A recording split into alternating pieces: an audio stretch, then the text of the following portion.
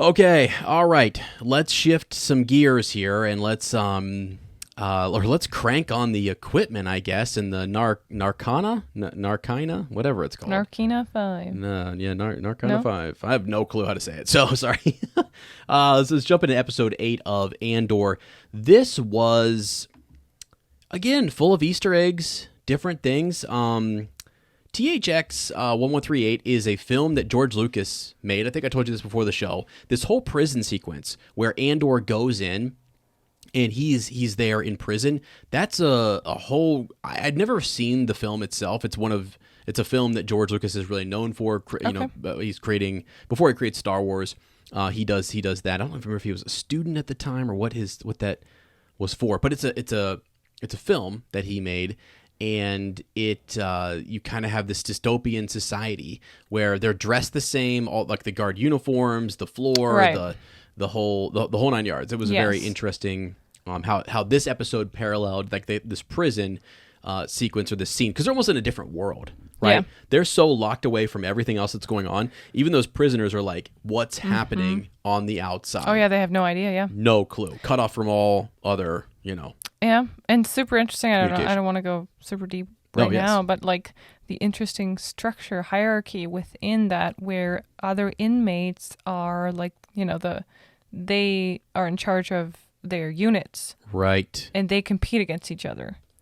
Yeah. So that is very interesting. That other inmates, there's a hierarchy of inmates. Yeah. Oh yeah. Yeah, for sure. So some of them that's why you never see those guys again that we see in the beginning, picking them up, doing the first fry. Yeah, the first fry. Yeah.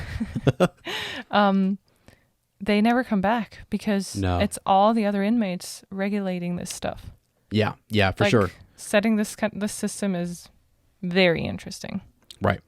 Yeah, I know. I am. I'm not gonna lie. This was so different. You talked in the first several episodes about like how we would be in one setting with Andor, and then what we saw in Coruscant was just so contradicted or so contrasting, I guess, to what was happening there in the prison. Yeah.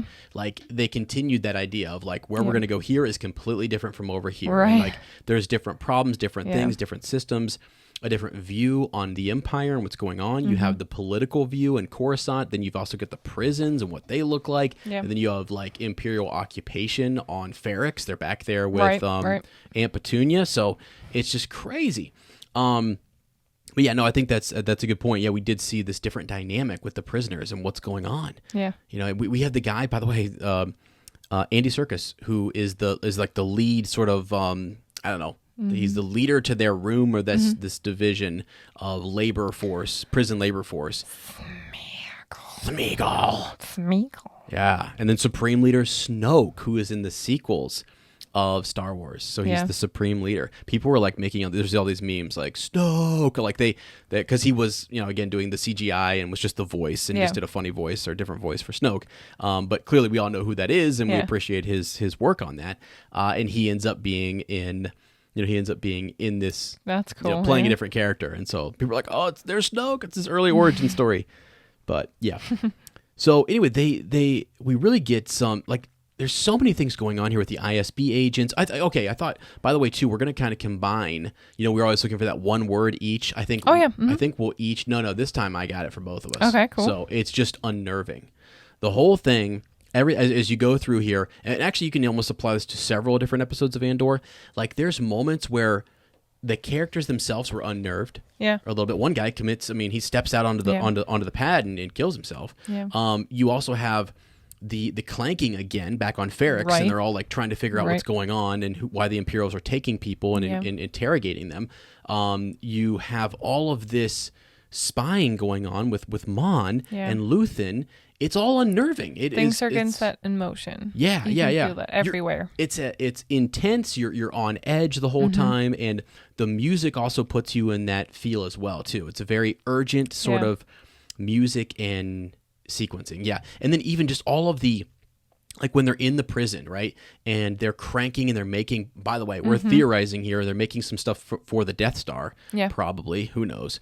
Like power like converters or something, or some that's big what we're thinking. Yeah, like a generator or something that might that they're piecing together. I don't know if you guys have thoughts. I haven't really seen anywhere where people know what they're making. I mean, we see that there's not just their unit, but they have one little unit within the big island unit, and then they have tons of those islands on that planet. Like, it seems like this planet's only for the prisons, right? Mm-hmm, and we see tons of them. And if you think about it, I mean, the Death Star is huge. Where did they make all that material, all the, like you said, generators and weapons and things for that? Right. Yeah. So that might as well be. Yep. I mean, it would fit with Cassian being, involved in that, and then later he's the important guy who delivers the plans, and not delivers the plans, but but it helps. Helps. Well, so for sure, it's all spread out. It's all compartmentalized, and we're starting to see that. There's different prisons. I bet you, remember when he was coming out and they were sending, where's your home planet? They were asking you where your home planet was, and they're sending you away from, as far away as they can from your home planet. I don't remember. What did he say?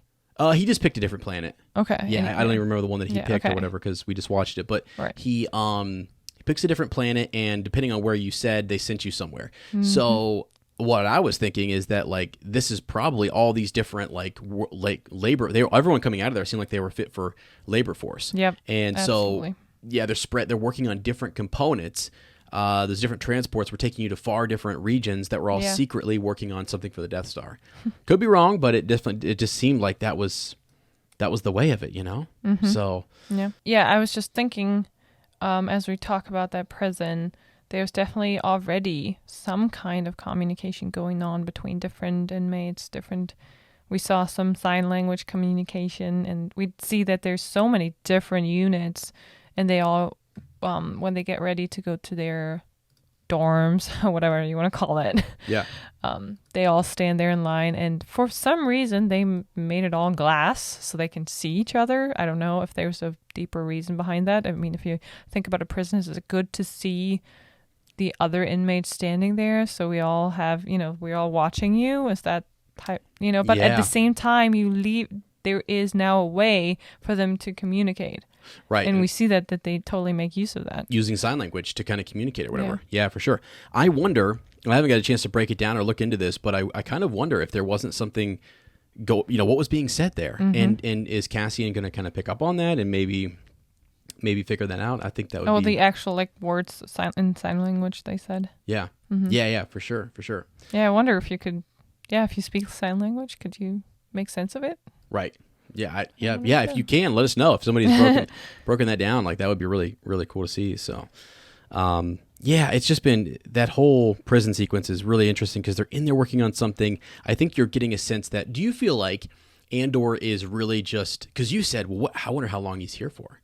And does he really get a taste? Does he start to kind of get the feels or get the taste for rebellion? Do you think he's going to start to develop those? Oh yeah, he already is. I think he already feels how unfair. I mean, he did nothing. Even though he was guilty of something, there's no way, that person who arrested him could have known. So at that moment, he was totally innocent.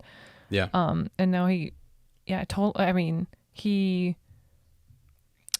experiences firsthand what they're doing to the people. Yeah.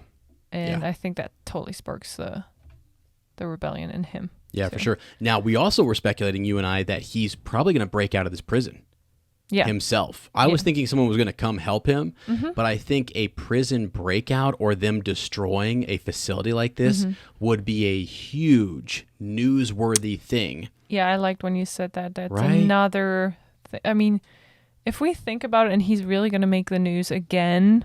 Yeah. Like that, now we really understand how big of a role he plays in the rebellion movement. Yes. And it's why he gets to the position of this sort of chief intelligence officer, Captain Andor, who is going to be in charge of some of the most top secret missions, because he gets that far in. And I just feel like it's huge. I just want to say, what Luthen says, it is so important that you let everybody know that they're there, even though you don't want the Republic Yeah, the Empire. The Empire. I'm sorry, the Empire. Yeah, they're one and the same. Remember, yeah. Right. I know.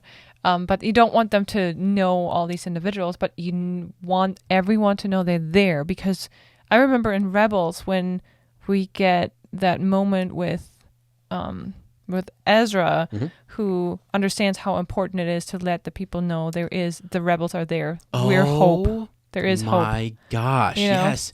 So remember when Dedra says that, and by the way, I figured out it's not Dedra, it's Dedra. It's Dedra. Yeah. So finally got that down.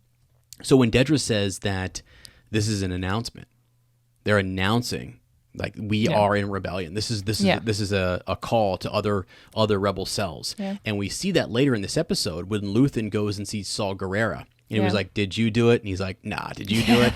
"Maybe." "What about you?" "No." Yeah. "Okay." And they kind of go back and forth and they play that game.